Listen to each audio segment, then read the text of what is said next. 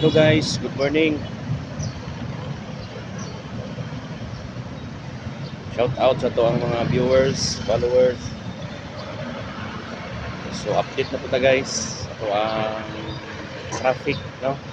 So hapsay o limpyo ang atong katalanan karong buntag. So nata karon sa Billy Street. Billy Street, Cagayan de Oro City. So why traffic? Hapsay atong kadalanan guys. Yan.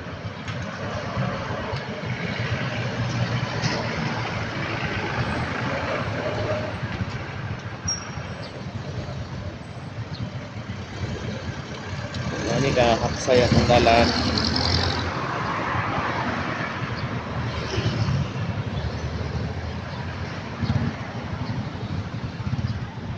So adlaw karon nga Friday.